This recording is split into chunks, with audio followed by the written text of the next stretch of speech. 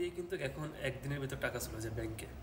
কখনো কখনো আমরা যখন এখান থেকে টাকা পাঠাই ব্যাংকে, তখন কিন্তু একদিন দুদিন ইন প্রোগ্রেস লেখা থাকে। সাধারণত 1 থেকে 2 ঘন্টার ভিতরে ক্রেডিট অ্যাকাউন্ট লেখা থাকার কথা আগের নিয়ম অনুযায়ী, কিন্তু ইদানিং এই সমস্যাটা বেশি হচ্ছে। আপনি যখন টাকা পাঠাবেন, ইন্টারন্যাশনাল ট্রান্সফার করবেন, তখন একদিন দুদিনও ইন প্রোগ্রেস লেখা থাকে। তো এসব ইন প্রোগ্রেস লেখা থাকলে আপনি কী করবেন?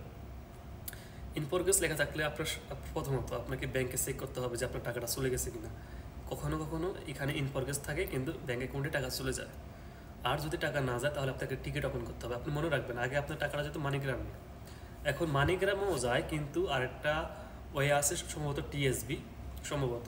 টিএসবির মাধ্যমে টাকা যায়। যদি টিএসবির মাধ্যমে টাকা যায় তাহলে এই সমস্যার সম্মুখীন বেশি হয়, কেননা প্রথমবার টাকা পাঠালে আপনাকে ইনফরমেশন দিতে হবে, যেমন রিসিভার ফুল নেম ইংরেজিতে দিতে হবে এবং রিসিভার ডেট অফ বার্থ এগুলো দিতে হয়, অবশ্যই টিকিটের মাধ্যমে দিতে হয়।